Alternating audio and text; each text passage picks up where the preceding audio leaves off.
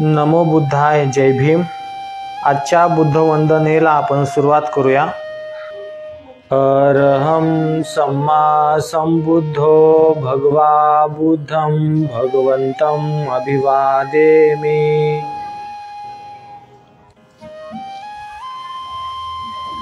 स्वाकातो भगवता धम्मो धम्मं नमस्सामि. सुपठिपन्नो भगवतो सावत संघो संघं नमामि.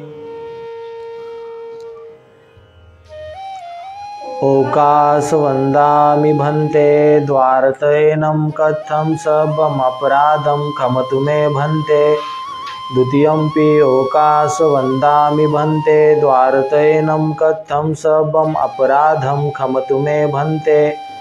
तथियंपि ओकास वंदामि भन्ते द्वारतयनं कथं सबम अपराधं खमतु मे भन्ते. ओकास अहं भन्ते त्रिशरणेन सद्धि पंचशीलं धम्मं याचामि. अनुग्रहं कथवा शीलं देत मे भन्ते. द्वितीयंपि ओकास अहं भन्ते त्रिशरणेन सद्धि पंचशीलं धम्मं याचामि. अनुग्रहं कथवा शीलं देत मे भन्ते. तथियंपि ओकास अहं भन्ते त्रिशरणेन सद्धि पंचशीलं धम्मं याचामि. अनुग्रहं कथवा शीलं देत मे भन्ते. नमो तस्स भगवतो अरहतो सम्मा संबुद्धस्स. नमो तस्स भगवतो अरहतो सम्मा संबुद्धस्स. नमो तस्स भगवतो अरहतो सम्मा संबुद्धस्स. बुद्धं शरणं गच्छामि धम्मं शरणं गच्छामि संघं शरणं गच्छामि. द्वितीयंपि बुद्धं शरणं गच्छामि द्वितीयंपि धम्मं शरणं गच्छामि द्वितीयंपि संघं शरणं गच्छामि. तथियंपि बुद्धं शरणं गच्छामि तथियंपि धम्मं शरणं गच्छामि तथियंपि संघं शरणं गच्छामि. पाणातिपाथा वेरमणि सिक्खापदं समाधियामि. अदिन्नदाना वेरमणि सिक्खापदं समाधियामि. कामेषु मिच्छचारा वेरमणि सिक्खापदं समाधियामि. मुसावादा वेरमणि सिक्खापदं समाधियामि. सुरामेरयमज्जपमादठाना वेरमणि सिक्खापदं समाधियामि. साधु साधु साधु. वनगंधं गुणपेतं एतं कुसुमसन्तति. पूजयामि मुनिन्दस्य श्रीपादसरोरहे. पूजयामि बुद्धं कुसुमेन नैनं पूयेन मेथेन लभामि मोक्षं.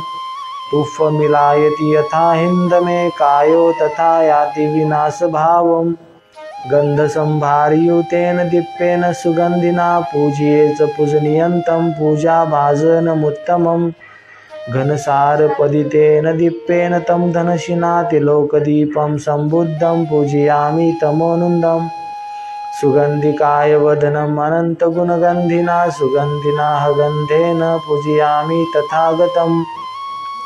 बुद्धं धम्मं च संघं सुगततनुभुवा धातुवधातुगभ्ये.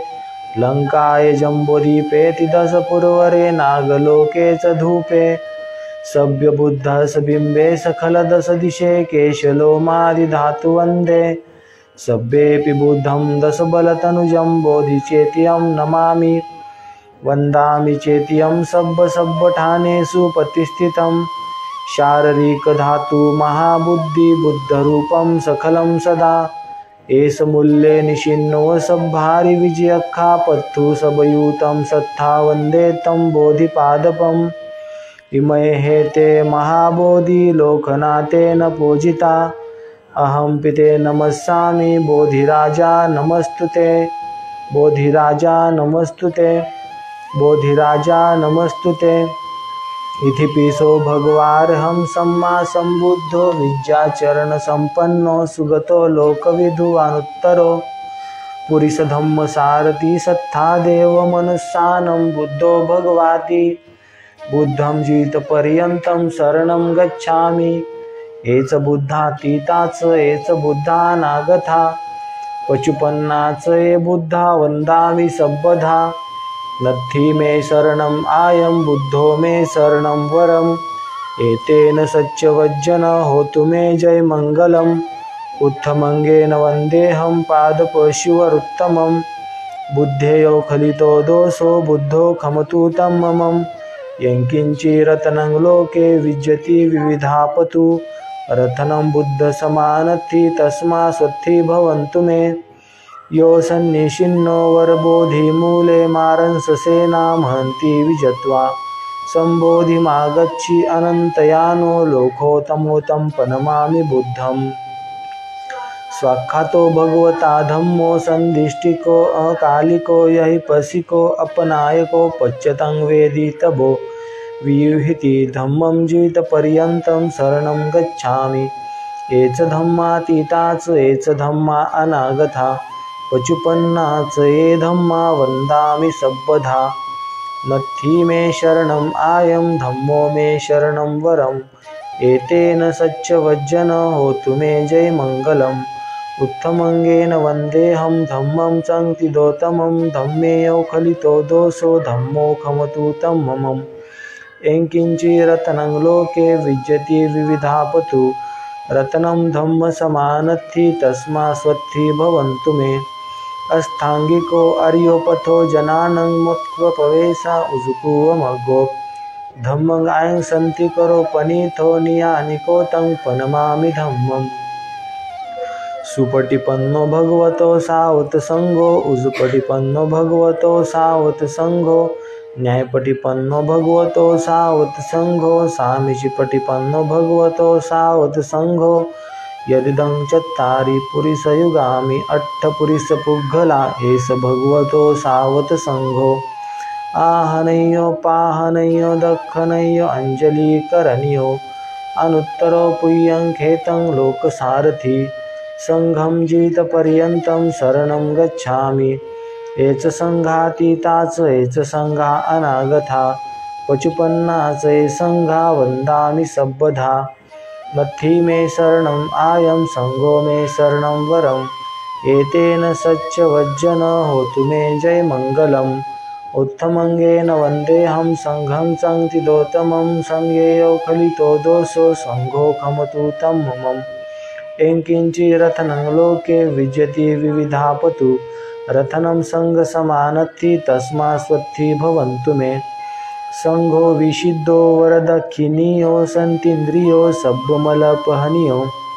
गुणे हिनेखि समेधिपत्तो अनासो तं पनमामि संघम् इमाय धम्मानुधम्मपटिपथ्या बुद्धं पूजयामि इमाय धम्मानुधम्मपटिपथ्या धम्मं पूजयामि इमाय धम्मानुधम्मपटिपथ्या संघं पूजयामि अद्धा इमाय पटिपथ्या जाति जरा मरणं महापरिमंस स्वामी इमे न पुय्यं कमे नमामे बाले समागमो सतं समागमो होतु याव निब्बानपथ्या देव वसन्तु कालेन सस्य संपत्ति हेतुच वीतो भवतु लोकच राजा भवतु धम्मिको सकलविजं विदुर्यानं देवरूपं सुजीव निमलचक्षु गम्भीरघोषं गौरवर्णं सुखाय अभयचित्तं निभयकामं सुरतधम्मं सुपेम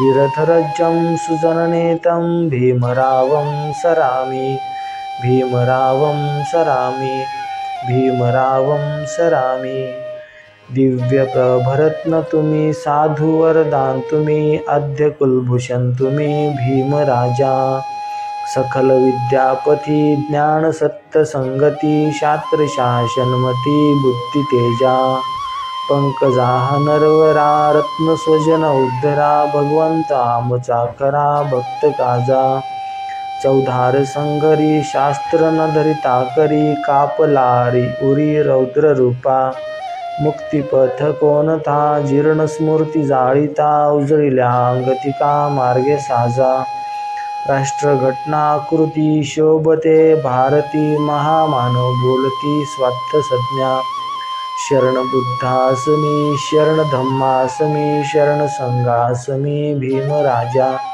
भीमराजा भीमराजा। आज आपण पाहणार आहोत वैराग्याचा त्याग।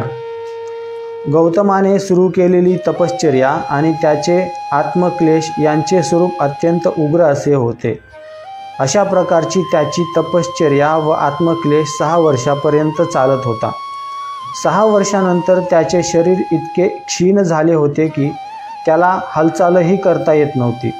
तरीही त्याला नवीन प्रकाश दिसला नव्हता आणि ज्या प्रश्नावर त्याचे मन केंद्रित झाले होते त्या ऐहिक दुःखाविषयीच्या प्रश्नाचा त्याला यंकिंचितही उलगडा झाला नव्हता। तो स्वतःशीच विचार करू लागला, हा मार्ग वासनामुक्त होण्याचा किंवा पूर्ण ज्ञानाचा अथवा मुक्तीचा नाही। काही जण इहलोकासाठी दुःख भोगतात तर इतर लोक स्वर्गलोकासाठी कष्ट सहन करतात। आशेच्या पाठीमागे लागल्यामुळे दुःखी ठरलेले आणि नेहमी ध्येययुक्त होणारे सर्व प्राणी मात्र सुखाच्या आशेने निश्चितपणे दुःखात पडतात। माझ्या बाबतीत देखील काहीसे असेच झाले नाही काय? मी जो दोष देतो तो प्रयत्नांवर नव्हे, कारण हा प्रयत्न हीन दर्जाचा मार्ग टाळून उच्च दर्जाचा मार्ग अनुसरण्याचा आहे। माझा प्रश्न असा आहे की शारीरिक क्लेशांना धर्म म्हणता येईल काय? ज्या अर्थी मनाच्या प्रेरणेने शरीर कार्य करते किंवा कार्य करण्याचे थांबते, त्या अर्थी विचारांवर ताबा ठेवणे हेच योग्य होय। विचाराखेरीज शरीर हे कुत्र्याप्रमाणे आहे। जर केवळ शरीराचाच विचार करायचा असता तर अन्नशुद्धीने पवित्र लाभले असते, पण मग कर्त्यामध्येही पवित्र असतेच, पण त्याचा काय उपयोग? ज्याची भक्ती नष्ट झाली आहे, भूक तहान आणि थकवा यांनी जो गळून गेलेला आहे, थकव्यांमुळे ज्याची मन शांती राहिलेली नाही, त्याला नव्या प्रकाश प्राप्त होऊ शकत नाही। जे ध्येय मनाच्या साह्याने गाठायचे आहे ते ज्याला संपूर्ण शांतता लाभलेली नाही तो ते कसे गाठू शकेल? खरी शांती आणि एकाग्रता शारीरिक गरजांच्या अखंड तृप्तीनेच योग्य प्रकारे लाभते। त्यावेळी उरुवेल्ला येथे सेनानी नावाचा एक गृहस्थ राहत होता। सुजाता नावाची त्याला एक मुलगी होती। सुजाताने एका वटवृक्षाला नवस केला होता आणि तिला मुलगा झाल्यास दरवर्षी तो नवस फेडण्याचा तिने संकल्प केला होता। तिची इच्छा पूर्ण झाल्यावर तिने पन्ना नावाच्या दासीस नवस फेडण्याची जागा तयार करण्यासाठी पाठविले। त्या वटवृक्षाखाली गौतम बसलेला पाहून पन्नाला वाटले की वृक्षदेव अवतरला आहे। सुजाता आली आणि स्वतः शिजवलेले अन्न तिने एका सोन्याच्या पात्रात गौतमाला वाढले। ते पात्र घेऊन तो नदीकाठी गेला। सुपतिठ्ठ नावाच्या घाटावर अंघोळ केली आणि त्या अन्नाचे भक्षण केले। याप्रमाणे त्याची वैराग्य मार्गाची कसोटी संपली। तपश्चर्या आणि आत्मक्लेश यांचा गौतमाने त्याग केल्यामुळे त्याच्याबरोबर असलेले ते 5 तपस्वी त्याच्यावर रागावले आणि तिरस्काराने ते त्याला सोडून निघून गेले। अशा प्रकारे सिद्धार्थ गौतमाने वैराग्याचा त्याग केला। उद्या आपण पाहूया भाग 4, ज्ञानप्राप्ती आणि नव्या मार्गाची दृष्टी, नव्या प्रकाशासाठी चिंतन। आजच्या बुद्धवंदनेला आणि धम्मपठनाला आपण समाप्त करूया।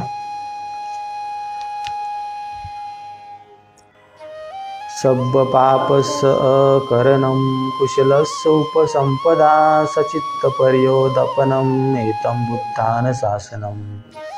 धम्मं चरे सुचरितं नतं दुचरितं चरे धम्मचारि सुखं सेति अस्मि लोके परं च। न तावता धम्मधरो यावता भूभासति यौसपंपि सुतवान धम्मकाय न पश्यति। सवे धम्मधरो यो धम्म न भमजति। नत्थि मे शरणम् आयं बुद्धो मे शरणं वरम् एतेन सत्यवज्जन होतु मे जय मंगलम्। नत्थि मे शरणम् आयं धम्मो मे शरणं वरम् एतेन सत्यवचन होतु मे जय मंगलम्। नत्थि मे शरणम् आयं संघो मे शरणं वरम् एतेन सत्यवचन होतु मे जय मंगलम्। नमो बुद्धाय नमो धम्माय नमो संघाय नमो भीमाय साधु साधु साधु बुद्धं नमामि धम्मं नमामि संघं नमामि।